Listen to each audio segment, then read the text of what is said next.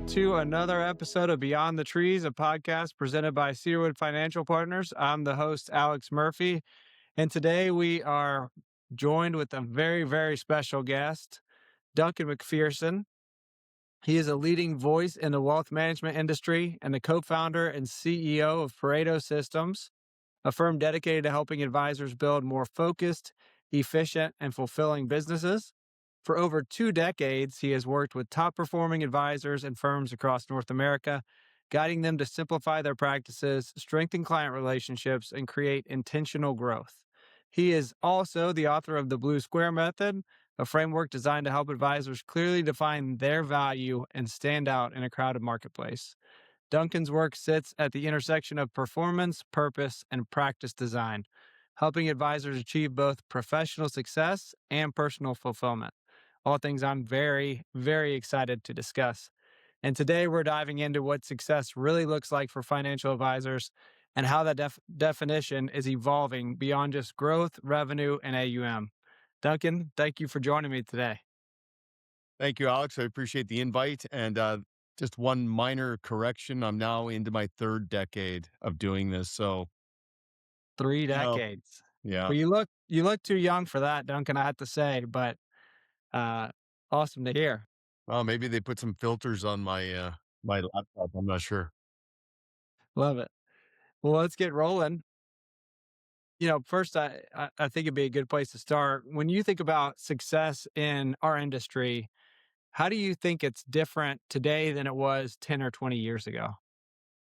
Yeah, great question. And I think it has to start in terms of professional contrast. And I think the most enlightened, productive, and fulfilled advisors have moved completely away from any form of salesmanship where they're asking a client to buy something, make a transactional decision.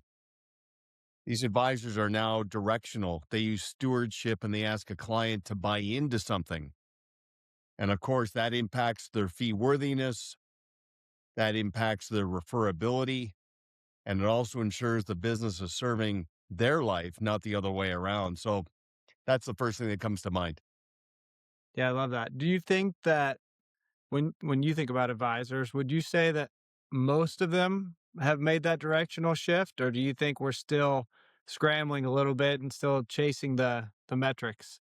Yeah, I mean, ultimately, if they are a panoramic advisor and they're, using advisory, uh, then yes, of course, they're more directional. But I still see some advisors deviate a little bit in terms of being opportunistic. But for the most part, that was probably the most profound thing to impact a financial advisors, not just recurring revenue, but just overall approach and how they're perceived and how they're described in terms of being an advisor, not a broker. Yeah, I couldn't agree more. I mean, when I started in this business, I was calling people on tax-free bonds and Johnson & Johnson on a daily basis, and I quickly couldn't do that. I didn't like sales. So I transitioned to financial planning, and I think, there's been some shifts in the industry that have pushed it and forced it a little bit, but it's brought a healthier relationship for clients and for advisors because at the end of the day, sales is a lot, and we're still probably in a sales industry in a lot of ways, but you're selling something that's a little more meaningful. Yeah. And, as a client, you always have to focus on what the client wants. And what the client wants is liberation and order. They don't have to make a bunch of little decisions over a long period of time. They want to basically make one decision to empower and engage with a financial professional who can run with this, take me down the right path, help me create financial independence. And I want to buy into the fact that, okay, this is a good person running a very professional practice using a panoramic and all encompassing process. And as a client, once I understand that, once I buy into that, I can just go and do what I do and know that things aren't falling through the cracks. The advisor's got this. And of course, that impacts how I articulate my advisor's value, where I'm not talking in platitudes and generalities like, oh, yeah, Alex, he's a great guy. He's smart. I really trust him, describing with platitudes and superlatives. But instead, I'm getting more meaningfully specific. When somebody gives me an opportunity to describe you, I can say, oh, yeah, Alex, great guy, solid, moral compass. But he's got this, process that's fluid and dynamic, puts all the pieces of the puzzle together. And he runs his business like a business. He's adopted best practices. You see, now as a client, as an advocate, I'm getting more granular. My persuasive impact to introduce a friend has gone up dramatically. Yeah, I love that. When I used to train advisors a few years back, one of the things I talked about a lot was the process that Toyotas and Hondas use, and that I think advisors innately want to say, I can wing it, right? I'm skilled. I don't have to be saying the same things over and over again.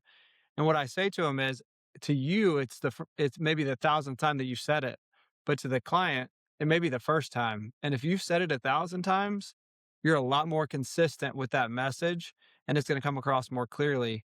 And just like Toyota and Hondas, their parts are consistent, and that's what you want your clients to experience. So I think you gave a great segue there. Let's jump ahead to the blue square method. For those unfamiliar, can you just give the core idea behind it? Okay, so, well, first of all, I'll tie into Toyota and Honda because that study of these Japanese manufacturers, even though they manufacture in North America now, they have a pretty solid philosophy. I mean, you look around the industry, look around at any industry, and in terms of manufacturing, there's a lot of planned obsolescence and feature creep and, shrinkflation, all of these interesting, very predetermined dynamics that now the marketplace is aware of. I'd like to think that some manufacturers, like the ones you mentioned, didn't go as far down that path. They focus on quality, they focus on consistency, and that's what people trust. They crave that. And it's becoming an unmet need. Now, your point about articulating value, I mean, think about this. Financial advisors do a lot of thinking, a lot of interpreting, and a lot of talking. So the more consistent the messaging, the more impactful the messenger will be because they're not reaching, they're not grasping. Like it's predetermined, especially the conviction gets amplified because of the authenticity of the messenger. So there's an interesting dynamic there. You're not selling things, you're promoting the promise of the future. There's delayed gratification, it's abstract, it's commoditized, there's things out of our control. The more consistent the messenger is with the messaging, the more they're going to stand out. Mm, yeah, that's so good. So, so connecting that with the blue square method, do you want to give just a high level of the core idea behind it? Yeah. Okay, so I'll go back to the Japanese dynamic. I don't know if you've ever been to Japan. It's a fascinating culture. I think they're tracking towards a pretty meaningful renaissance right now. But I learned a long time ago about a premise that I believe was developed in Okinawa, Japan, called ikigai. And ikigai, by definition, is our reason for being. Okay, so if you think about Maslow's hierarchy, self actualization, it really helps to connect the why and the how. Like I ask advisors all the time, like, why are you a financial advisor? What gives you meaning? What gives you fulfillment? What gives you purpose? Fascinating conversation. So the blue square is the bullseye within an ikigai. Now, actually, I learned this, Alex, initially by reading Good to Great by Jim Collins. He talks about a hedgehog and this sort of premise with a series of questions. And I'm pretty sure that was drawn out of the Ikigai. But I just love this so much because it's basically true north. Like if somebody is really going to subscribe to the mantra of begin with the end in mind, especially a lifelong planner, like what's the point? Where's all this going? My trajectory, where's it taking me? If we're clear on the why, then the how becomes that much more powerful.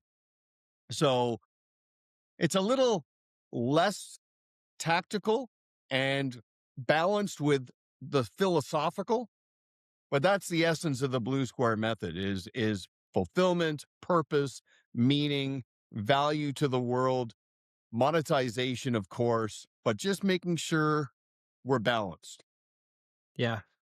I think that's amazing, Duncan. Those are such important questions for advisors because when you start in the career, or at least I'll say when I started at 24, it was I don't really know the answer to any of those questions. I'm just trying to survive for one. And then two, I've heard that you can make some decent money doing this so I could support a family someday. Right. And I think with what you're designing there, it should lessen the practices that are not fulfilled, that are overwhelmed, that have too many clients who we're really not doing the best thing for them. And also, it's not the best thing for us.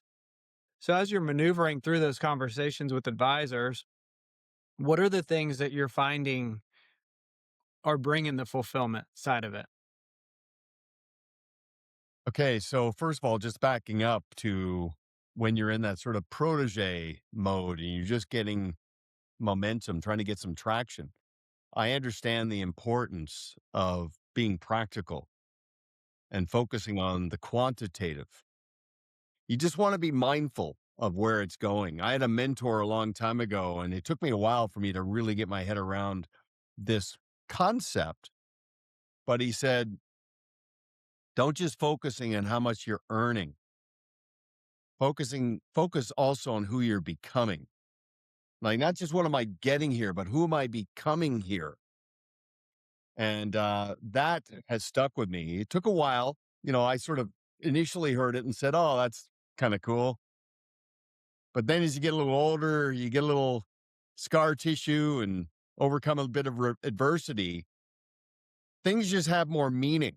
And then, you think about being a financial advisor with 100 or 300 families. That's big impact. That's big reach. And then you get into the generational dynamic. I mean, I know advisors with fourth generation clients. I mean, who else can say that in any sector? You start to realize, wow, my impact is meaningful. So I just find that of all the things that separate the best from the rest in this space, it's those who have a really clearly defined sense of purpose.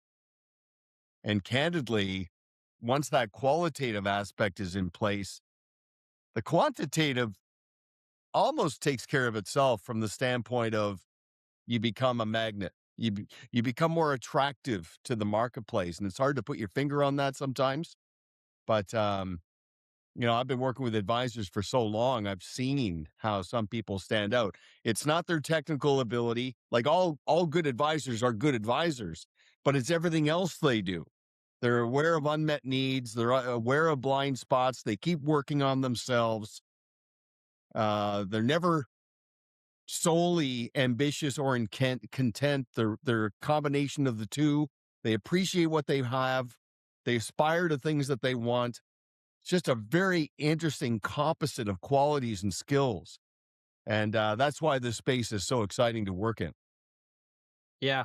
Well, I think that's why you're making such a big difference as well. And I'll say in an industry where metrics are ever present, especially with the bigger firms, they're always hanging over your head to some degree, right? I think that knowing what you're trying to achieve is so valuable. And I'd be curious from your perspective, how you think that ties into attracting better fit clients for you and your practice. Well, that's an interesting paradox because we have many clients right now. In order to unlock another level of productivity, And in order to achieve a degree of plateau avoidance, which is an interesting study, we have many advisors who are actually growing down in order to grow further up market. So they're becoming more mindful of the number of relationships they're managing and how that impacts to the number of dollars they're managing. I've seen it happen many times where an advisor with 400 clients was on a collision course with a plateau. And then the collateral impact there was some frustration and hassle factor. And they get their head around the Pareto principle and the 80-20 rule. They get their head around who they're really ideally suited for, like who their ideal client is. They respectfully disassociate from a group of clients who are not a good fit. Very, very high road, very professional. And they go deeper with the clients who are more meaningful. It's more collaborative, and they start replicating those clients. So there's an interesting correlation between the number of relationships you manage and the number of dollars you're going to manage, especially going forward.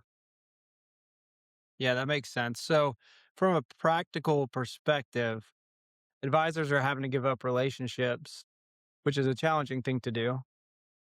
What are you seeing that process look like? Or have you seen succession planning gotten better? Are you seeing that it's, I mean, obviously at the big firms, there's some limitations on people's freedom of how they want to do it. But what have you seen be impactful in that? Well, it starts with a philosophy. And I say to advisors all the time, I say, I believe that you're actually doing your clients a disservice by maintaining the status quo. You know, one of your C clients could be somebody else's A client. So let's get your head around that. And so, yeah, for in some cases, the advisor will bring on a protege, a different person, but using the same practice and client experience and the same process that puts the pieces of the puzzle together. And that liberates the lead advisor to zero in and focus on who they're ideally suited for. I had a conversation recently with a pretty substantial advisor, and I basically had to give him permission, for lack of a better term, to go here. But I said to him, I said, I'd like you to consider what it means to grow down, zoom out, and level up. So growing down means activating a sense of professional scarcity. And by the way, Alex, he was so fixated on how he was going to position the clients that he was going to disassociate from.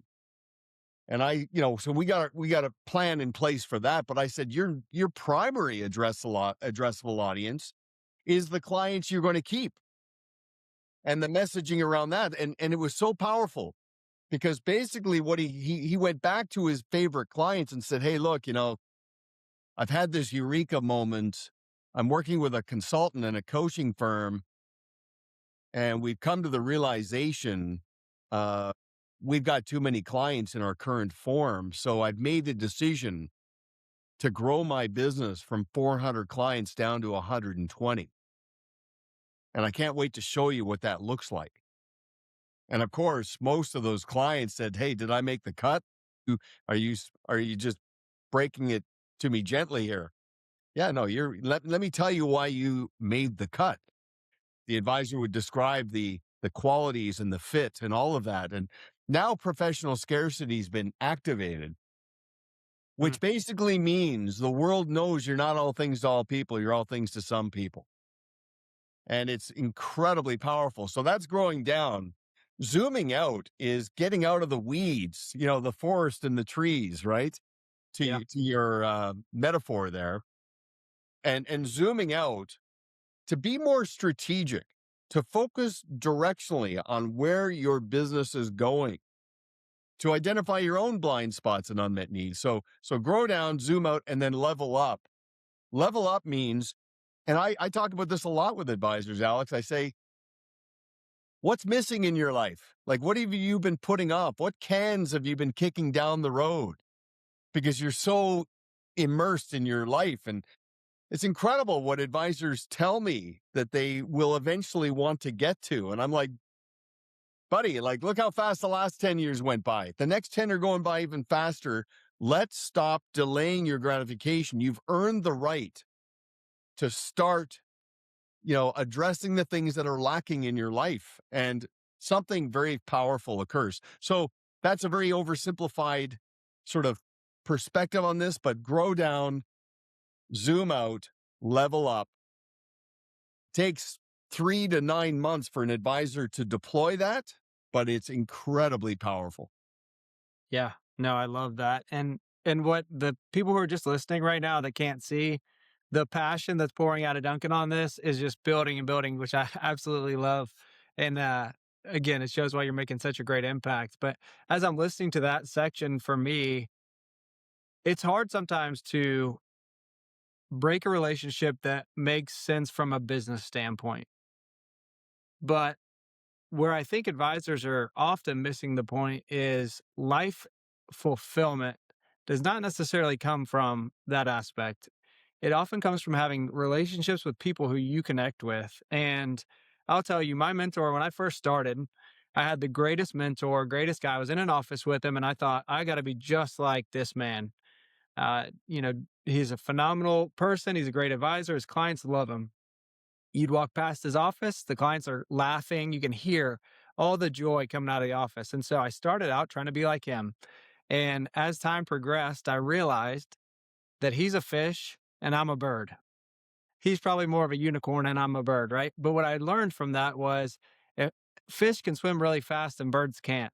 And so we have some things that are similar, but we also have to be ourselves. And what I found out was there's people that love him who don't love me. And there's people who love me that don't love him. And so I think there's a lot of fulfillment that comes from being around people who you connect well with. And that also is something with these clients who you maybe don't connect as well with. Another advisor may make them happier and it may make the new advisor happier because they may gel. And so I think there's some unselfishness that comes in there, but also like you're saying, it comes back around.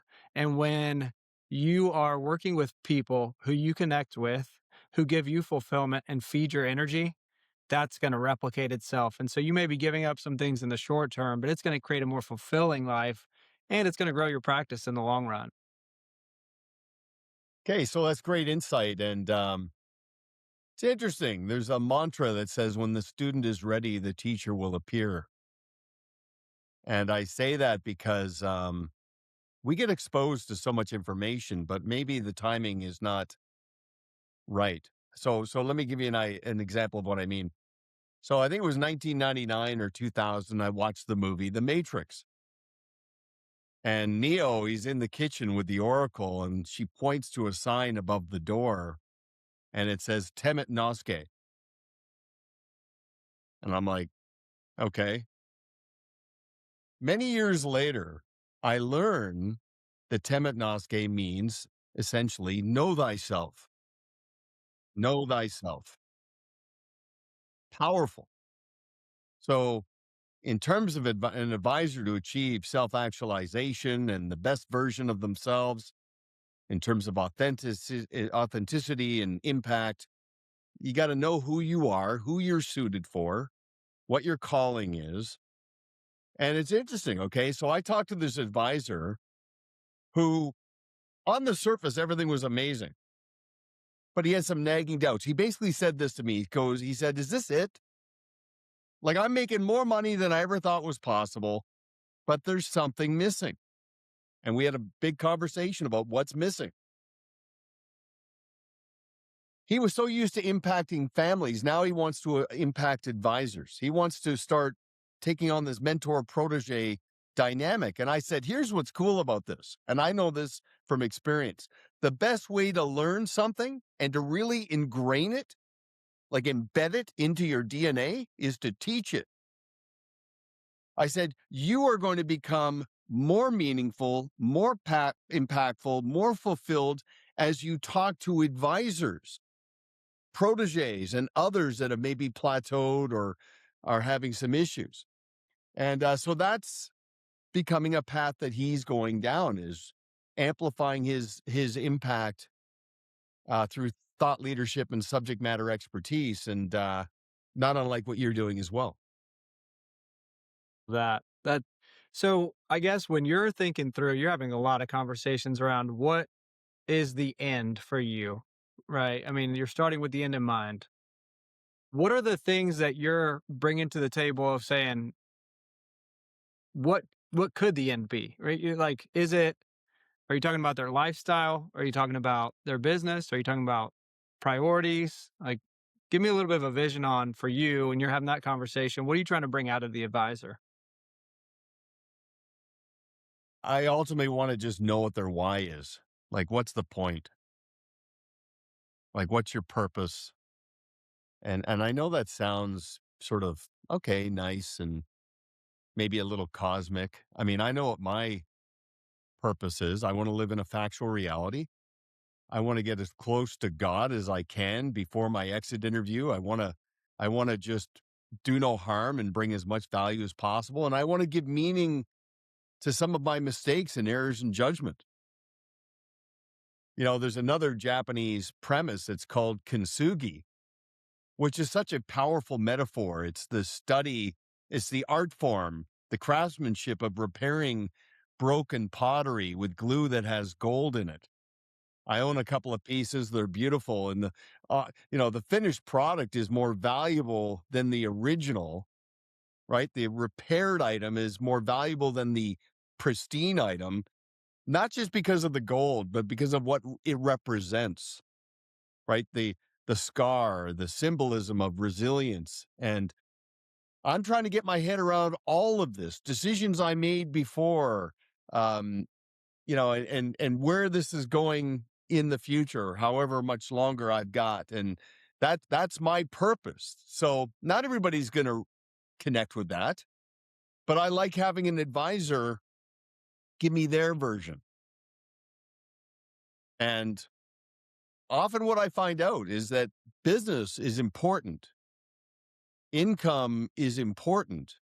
Impact is important, but it's often still a means to an end.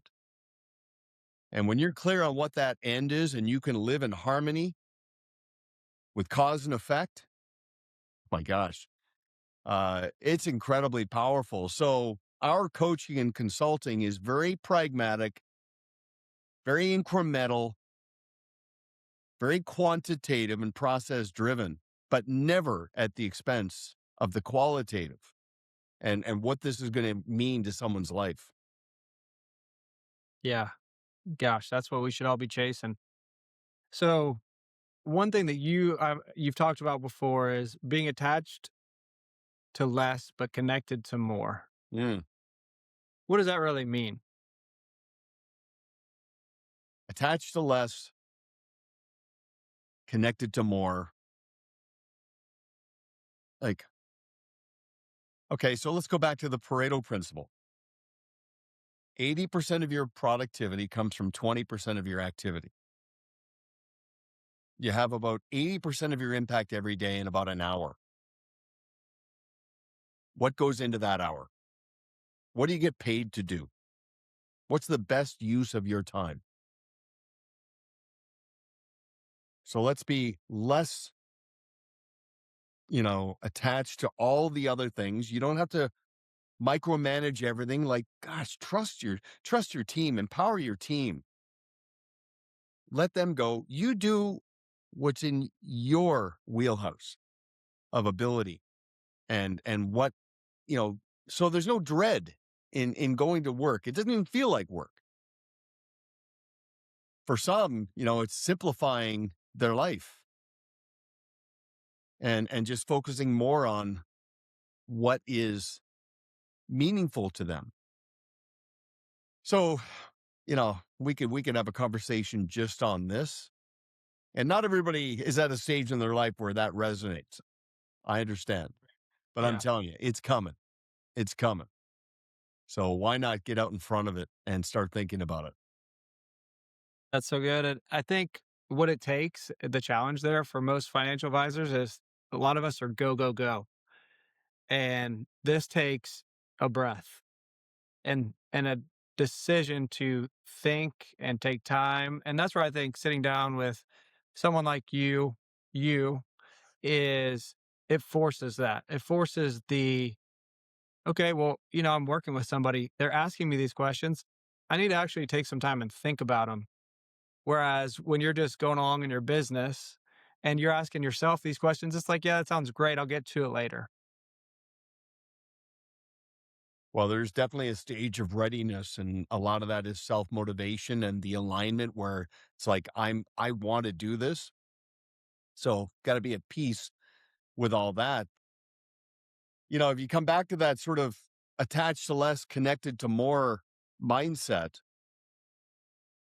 the commoditization of this business is accelerating. And as a result of that, you see a lot of advisors who are mistaking movement for achievement. They're really busy, but I'm like, busy doing what? Like, is this in the best use? So I'll give you an example.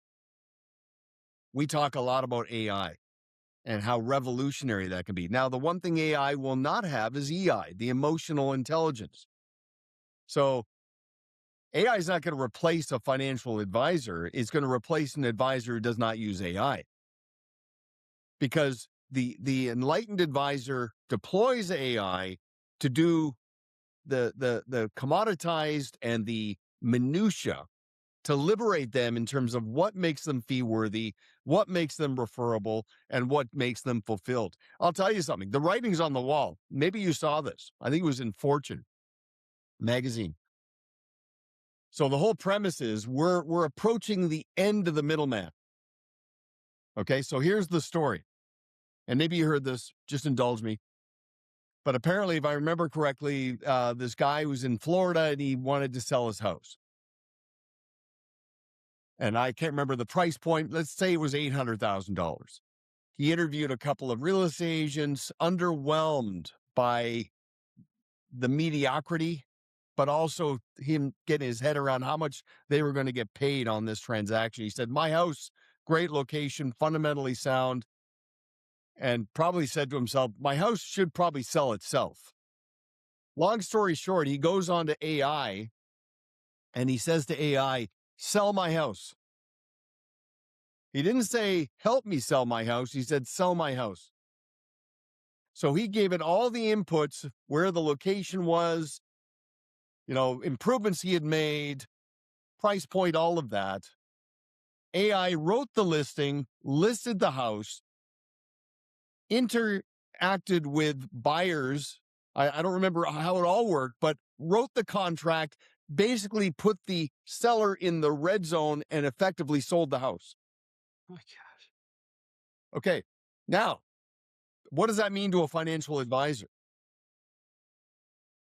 If you can balance high tech with high touch and focus on the client experience, because again, that house is a transaction. Advisors are not transactional. If they can put as much emphasis on the client experience and relationship management, so practice management and relationship management, automate the things that they can, especially around asset management, you're unlocking scale, bandwidth, and capacity.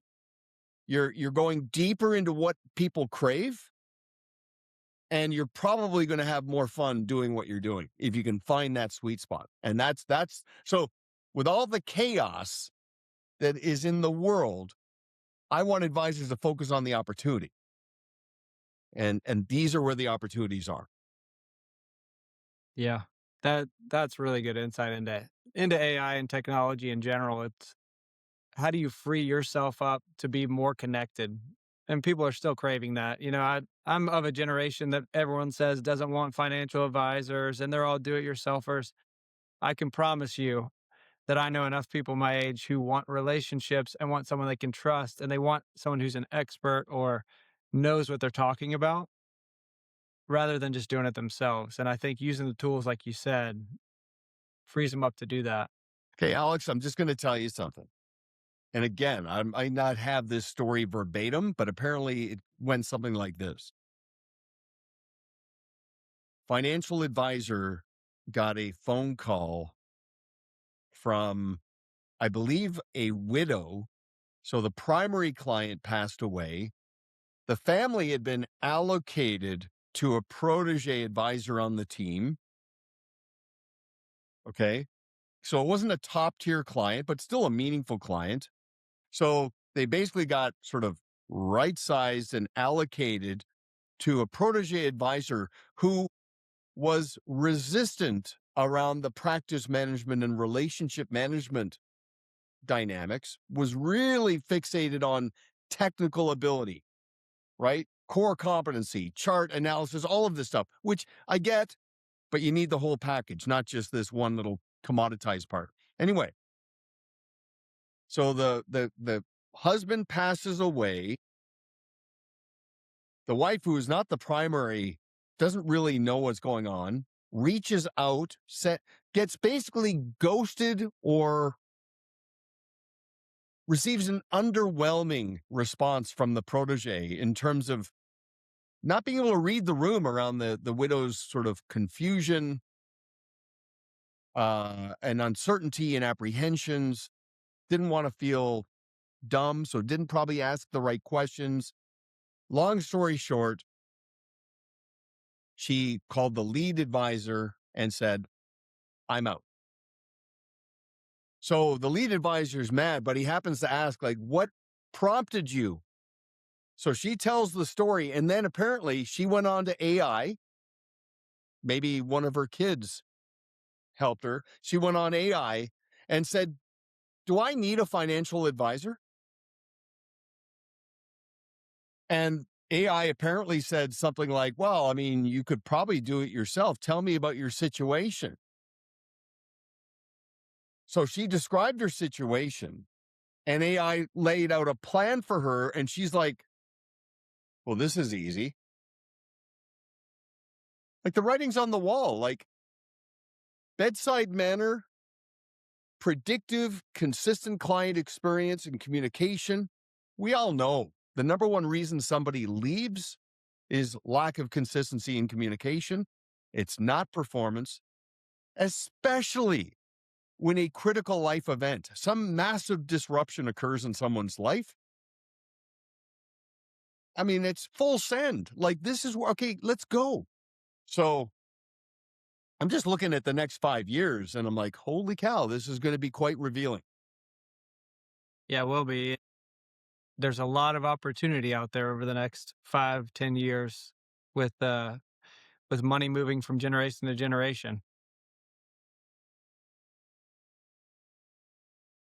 Well, I could talk to you all day, Duncan. I really appreciate your time, and all the advisors listening are getting so much value out of this. If an advisor's listening and they're feeling stuck, I'll say, before you say your answer, but I'll say, look into the Blue Square method, look into Pareto Systems, reach out to somebody who can help you to progress on the fulfillment side of your business. But from your standpoint, Duncan, what's the one thing they should rethink immediately? Okay, so as you know, I've got a podcast. It's called Always On. Very happy with how that's all progressing. But the reason why I called it Always On is I had a mentor, again, long time ago, who said to me, work harder on yourself than you do in your job. Work harder on yourself than you do in your job. Now, a few years later, I happened to read the book, The E-Myth by Michael Gerber. And sure enough, he talks about the difference between somebody with technical ability and a bigger picture. And he said, work on yourself, work on your business. Don't transact trading time for money. He used the analogy of the difference between being a baker and running a successful bakery. One's got technical skill, the other is building something. So that's why I called the podcast Always On. Just keep working on yourself personally and professionally, work on your business, and just know that it's the most dynamic form of forced savings in the world. We all know pay yourself first, right? dollar cost average, compound interest, the rule of set. We know all these things. It doesn't just apply to money, it applies to disciplines too. It also applies to neglect. Neglect compounds. So we don't notice if we stop working out immediate decline, but you're either ascending. Now, I'm at a point in my life, Alex, where I'm just trying to keep up with the decline. I'm not even trying to make progress anymore. Like, just keep up physically. But eh, that's what I would just say. Just go all in on yourself. It's the best investment you can make is working on yourself. Fantastic. Absolutely. I love that. That's a great final message. I don't have anything to add because it couldn't get any better. Duncan, thank you again. So much value here. And for any listeners, thank you again for visiting for another episode of Beyond the Trees. We will see you next time. And again, look up Duncan MacPherson, look up his systems and the book, and you're gonna be in a better place after looking through them. Nice of you to say, Alex. Thank you.